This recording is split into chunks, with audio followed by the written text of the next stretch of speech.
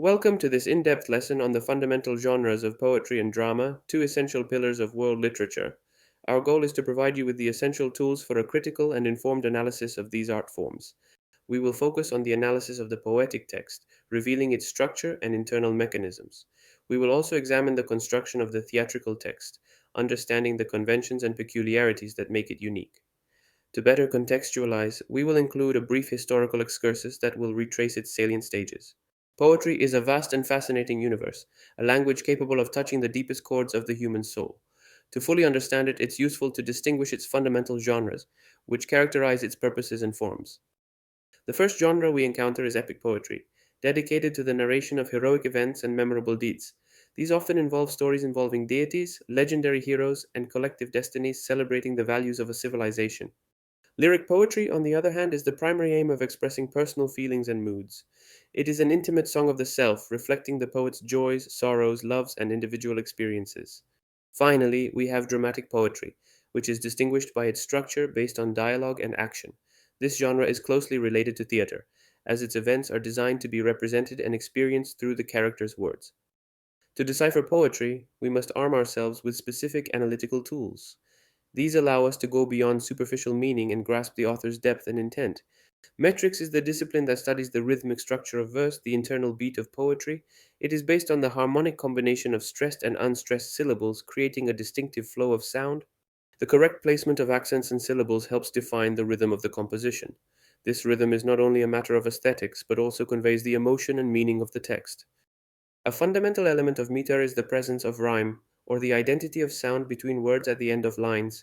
Rhyme not only enhances musicality but also creates connections and emphasizes concepts. Rhetorical figures are linguistic tools that enrich poetic language, making it more evocative and suggestive. They are the beating heart of verbal creativity, capable of transforming ordinary words. Their goal is to communicate more effectively and profoundly, stimulating the reader's imagination and amplifying the message. Through them, poetry transcends mere literal meaning. Metaphor is a rhetorical device that involves transferring meaning from one term to another, creating a vivid and unexpected image. It establishes an implicit comparison between two elements without using conjunctions. A classic example of a metaphor is the expression the heart of stone, which conveys hardness and insensitivity without explicitly stating it. The term stone replaces the quality of hard attributed to the heart. Simile, unlike metaphor, is an explicit comparison between two elements. This comparison is openly stated, making the relationship between the two terms clear and recognizable. The connectives of simile are words like as similar to, and such, and singular such, and such as, which express the comparison. These terms act as a bridge between the thing being compared and the thing being compared. A clear example of a simile is strong as a lion, where the strength of the individual is directly compared to that of the animal. The explicit nature of the comparison facilitates immediate understanding. Alliteration is the repetition of the same consonant or vowel sound at the beginning or within adjacent words. This rhetorical device creates a distinctive sound effect that captures the reader's attention. The position of the alliteration can be at the beginning of the words or distributed within them, contributing to the musicality of the verse. It is therefore not limited to the first letter but to the predominant sound. The effect of alliteration is the creation of sound and rhythmic effects that reinforce the meaning or mood of the poem. Consider fresco fronde, where the repetition of the FR sound evokes a sense of lightness and whisper. Paraphrase is a fundamental technique in poetic analysis, which involves rewriting the poetic text in prose. This process transforms lyrical language into a more direct and linear expression.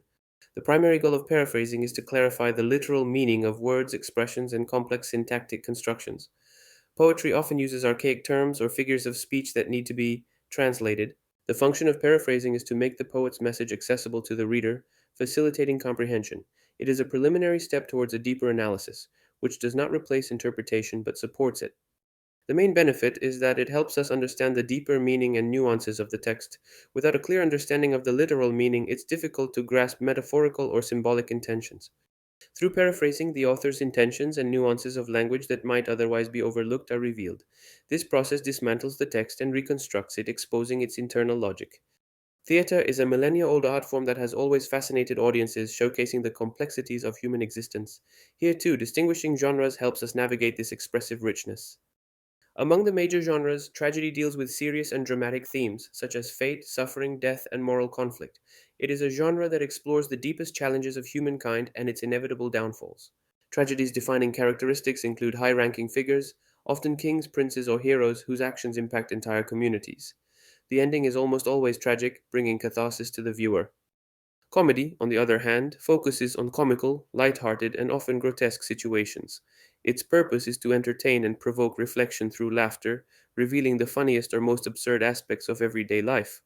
The hallmarks of comedy include common characters, often stereotyped but recognizable, engaged in misunderstandings or misunderstandings. The ending is generally happy, with the resolution of conflicts and the triumph of love or justice. A play is a complex organism designed for performance. Its structure is organized to dictate the pace and progression of the action on stage. Acts divide the play into major sections, often marking changes in time, place, or significant narrative turns.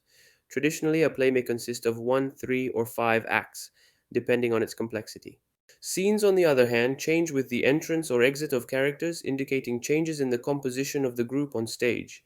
Each scene is a unity of action that unfolds among a specific set of characters. Lines are the dialogue spoken by characters, the beating heart of a play. They not only advance the plot, but also reveal the characters' psychology and their relationships. The history of theater is a fascinating journey through the centuries, revealing the evolution of its forms and content. Its roots lie in ancient Greece, a true laboratory of ideas. Ancient Greek theater laid the foundation for tragedy and comedy, defining archetypes and narrative structures that still influence today. Performances were an integral part of the religious and social life of the polis. Significant Greek authors such as Aeschylus, Sophocles, and Euripides are the fathers of tragedy, with works that explore the relationship between man and divinity, justice, and fate. Aristophanes, on the other hand, is the master of ancient comedy. The historical evolution of theater has been rich and varied, passing through Roman theater with its re-elaborations of Greek models, medieval theater linked to sacredness, and Renaissance theater, which rediscovers the classical. In the 18th century, Carlo Goldoni played a crucial role in revolutionizing comedy. His reform marked a turning point in the Italian and European theatrical landscape. Goldoni's reform consisted of abandoning the fixed masks and improvisational frameworks typical of the commedia dell'arte. This allowed for the development of more complex plots and more nuanced characters. Goldoni's contribution was the introduction of realistic characters, endowed with a profound and credible psychology. He addressed social and moral issues with subtle irony, painting a fresco of the society of his time. At the same time, in France, another giant of comedy was Molière. His works continue to be performed and studied for their insight and relevance. Molière's contribution was the creation of unforgettable characters, such as the miser, the hypocrite, and the hypochondriac. Through these figures, Molière delivered biting satires of society and its vices with a humor that remains irresistible today. We have thus explored the foundations of poetry and drama, analyzing their structures, genres, and key figures. I hope this lesson has been useful in deepening your understanding of these fundamental art forms.